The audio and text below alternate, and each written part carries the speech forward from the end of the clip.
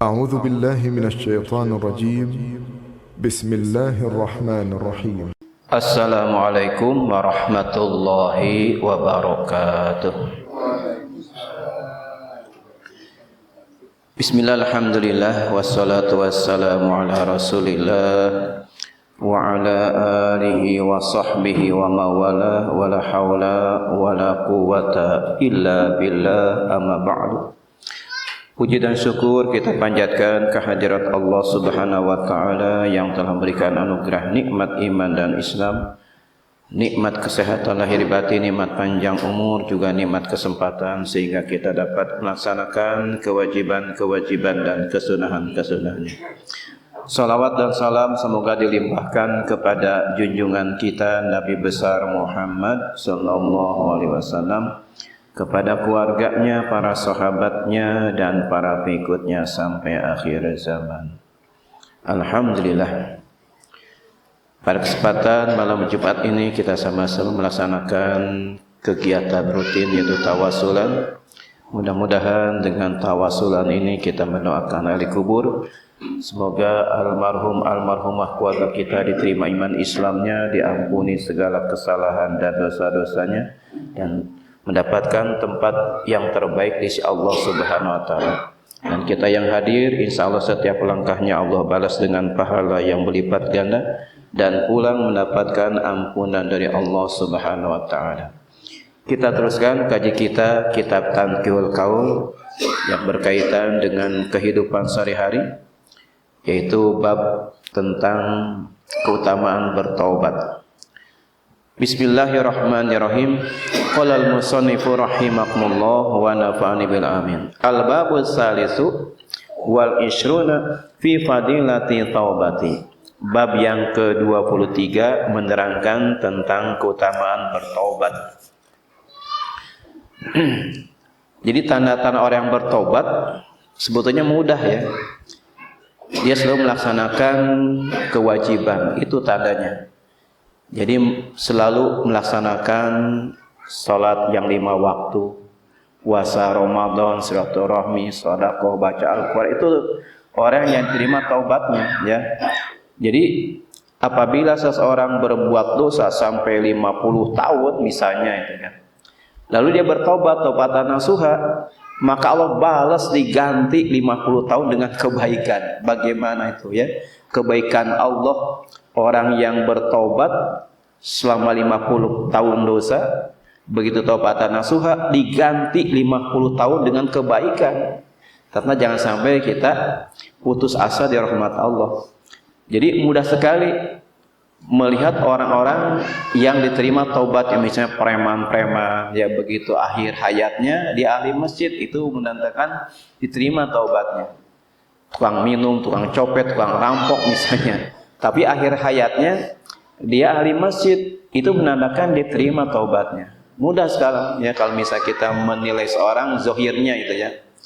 Jadi dengan melihat zohirnya saja kita sudah maklumlah bahwa orang-orang yang bertobat dengan taubatan nasuha, begitu dia teringat dosanya gampang menangis, mudah meneteskan air mata, dan dia kembali kepada Allah.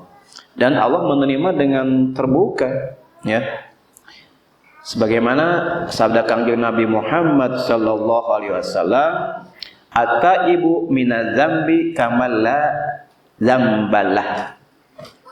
Wal mustaghfiru minadz-dzambi wa huwa muqimun alaihi kal mustahzi'a bi rabbih."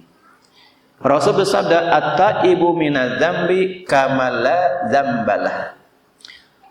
Orang yang bertobat dari dosa seperti orang yang tidak punya dosa sama sekali ya. Jadi Rasul saja yang dijamin masuk surga, yang tidak punya kesalahan, bertobat sampai 100 kali taubatnya ya. 100 kali taubat, bukan istighfar ya, 100 kali taubat satu hari. Mencontohkan kepada umatnya, kita yang banyak dosa, wajar ya kita setiap hari bertobat, minimal mengucapkan istighfar, astagfirullahaladzim ya. Sebaliknya, wal mustaghfiru minadz-dzambi, wa huwa muqimun alaihi kal mustahzi'a bi rabbih. Ya. Dan orang yang sering mengucapkan istighfar dari dosa, tapi ia tetap melaksanakan maksiat, misalnya dia minum minuman keras baca Bismillahirrahmanirrahim, itu kan menghina Allah itu. Ya, saya pernah melihat ya orang Arab itu kan, ya. Emang dia suka minum itu kan, begitu minum Bismillahirrahmanirrahim itu menyepelekan Allah, itu kurang ajar itu ya. Jadi dia baca istighfar kepada Allah dari dosanya, tapi dia selalu ya tidak meninggalkan dosanya. Jadi selalu berbuat maksiat, maka kal mustahzi'a bi rabbi, seperti menghina Allah, apa meledek Allah gitu kan. Dia baca istighfar tapi nyopet itu. Astagfirullahaladzim itu kan, sampai nyopet itu. Ya. Jadi jangan sampai, kita harus punya ilmunya. Dengan istighfar, insya Allah semua dosa kita akan diampuni. Malah Allah menantang kepada umat manusia, wahai hamba-hambaku, kumpulkan semua dosa-dosamu, seberat gunung-gunung, setinggi langit, seluas samudra, ampunanku lebih besar daripada dosa-dosamu. Ya. Wa qala sallallahu alaihi wasallam, an-nadamu taubatun. Ya. Wa taibu minadz-dzambi kama la dzambalah. Hampir sama ya. Rasul bersabda, an-nadamu taubatun. Penyesalan itu merupakan taubat, menyesal. Ya, menyesal. Biasa menyesal itu akhir gitu kan ya. Kalau awal bukan menyesal. Jadi begitu dia berbuat maksiat, lalu dia menyesal. Nah itu manusiawi lah itu ya. Jadi orang yang menyesal dari bertobat, ya, orang menyesal dalam bertobat, wa taibu minadz dzambi kama la dzambalah. Jadi penyesalan apa? Menyesal ketika dia berbuat dosa, ya, lalu dia bertobat. Maka orang yang bertobat dari dosa seperti orang yang tidak punya dosa sama sekali, bersih semuanya ya. Jadi jangan sampai kita menyepelekan istighfar ya. Dengan istighfar insya Allah dosa yang besar jadi hilang ya. Tapi dosa kecil ditumbuk-tumbuk jadi besar ya. Jadi dosa kecil dia tidak mau istighfar, terus berbuat dosa kecil ya, menghina orang, menggujing orang ya, tadinya dosa kecil. Begitu dia tidak bertobat, tidak baca istighfar, maka dosa itu menjadi besar. Tapi sebaliknya, walaupun dosa besar, apabila kita sering istighfar, insya Allah habis dosa-dosa kita. Wa qala sallallahu alaihi wasallam, ma min syai'in ahabba ila ta'ala min syabin ta'ibin, wa ma min syai'in abghadu ila ta'ala min syaikhin muqimin ala ma'asihi. Nauzubillah min dzalik ya. Dan Rasul bersabda, ma min syai'in ahabba ila ta'ala min syabin ta'ibin, ya. Tiadalah dari sesuatu yang paling Allah sukai daripada seorang pemuda, masih muda, dia sering bertaubat ya. Jadi masih remaja, sering sholat berjemaah, sering istighfar, itu Allah senang ya. Jadi Allah paling suka pada orang anak muda, kerma muda ya, dia sering menangis, sering istighfar ya, dibiasakan ya. Dulu diajarkan ya sama orang tua kita ya dulu, supaya terbiasa baca istighfar ya, dibiasakan baca, diberi tasbih malah sama orang tua ya, dikasih tasbih, dipakai hente itu kan ya. Jadi sejak muda diajarkan supaya bertaubat, sehingga Allah senang. Kan orang pemuda kan banyak apa, emosinya masih tinggi ya, nafsunya luar biasa, tapi dia tunduk ya. Jadi sering beristighfar, kadang-kadang istighfar ya. Sebaliknya ya, wa ma min syai'in abghadu ila ta'ala min syaikhin muqimin ala ma'asihi ya. Dan tiadalah dari sesuatu yang paling Allah benci, yaitu dari orang tua yang terus-menerus maksiat, ya. Jadi setiap hari itu malaikat maut datang kepada seorang hamba 70 kali. Ya.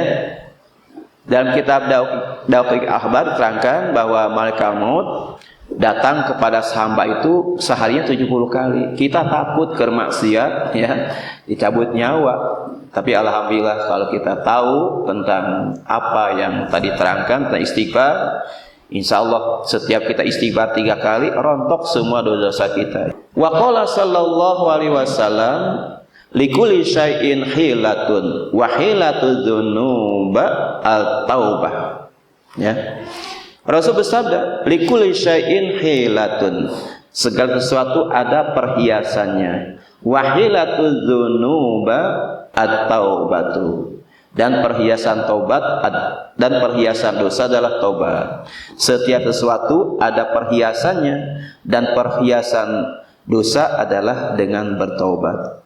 Wa qala sallallahu alaihi wasallam likulli syai'in dawaun wa dawa'ul dzunuba at-taubatu. Rasul bersabda, segala sesuatu ada obatnya, ya, dan obatnya dosa adalah bertaubat. Wa qala sallallahu alaihi wasallam at-taubatu tahdimul haubah. Ya. Ini sedikit ya, pendek.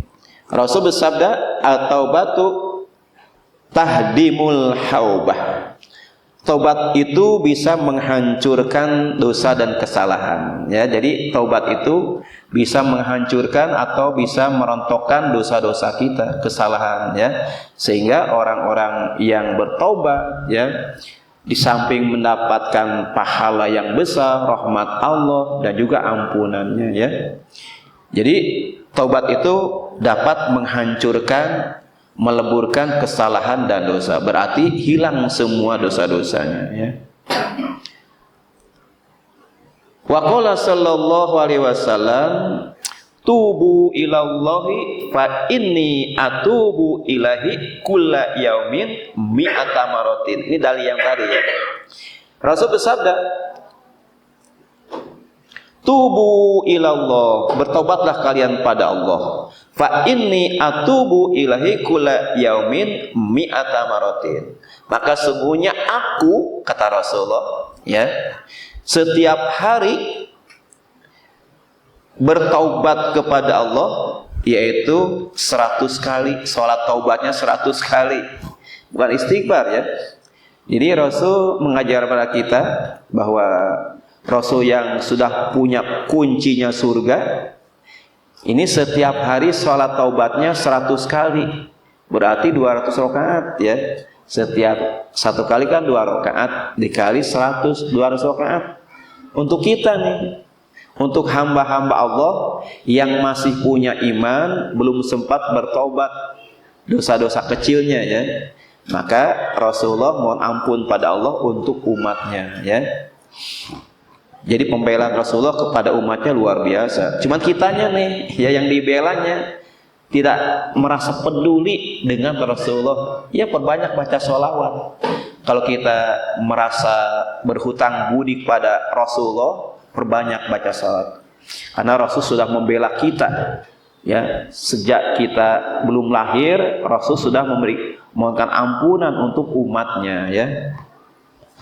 Wa qala sallallahu alaihi wasallam tubu ilallah wa la tayasu fa innal ya'sa kufrun, ya. Rasul bersabda, tubu ilallah, bertobatlah kalian pada Allah, wa la tayasu, janganlah kalian berputus asa. Fa innal ya'sa kufrun, karena sesungguhnya orang yang berputus asa itu kafir, ya. Orang kafir itu putus asa dari rahmat Allah, ya.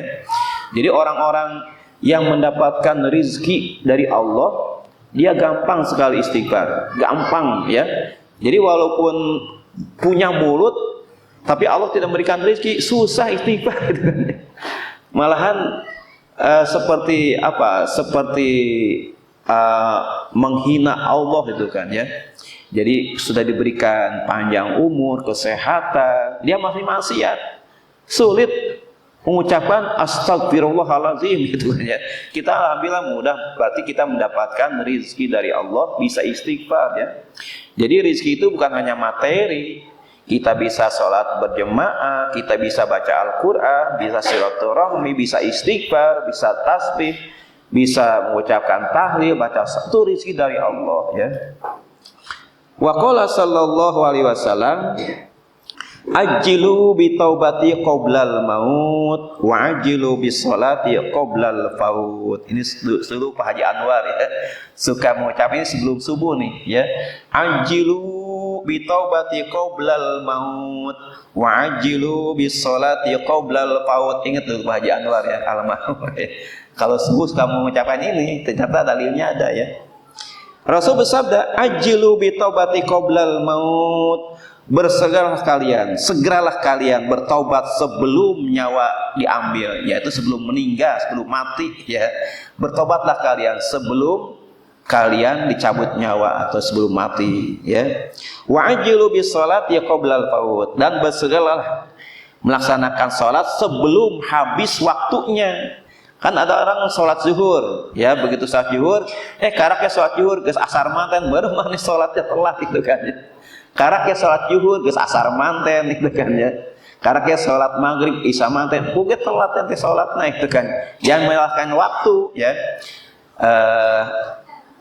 Al waktu kasoif ya, waktu seperti pedang gitu kan ya, cepat sekali ya. Jadi tajam sekali waktu itu, sehingga Allah bersumpah dengan sang waktu, wal asri innal insana lafi khusr. Demi waktu, demi masa, sesungguhnya manusia dalam keadaan rugi. Illa, pengecualian istisna, illal ladzina amanu wa amilus sholihat, kecuali orang-orang yang beriman dan beramal soleh, dan seterusnya ya.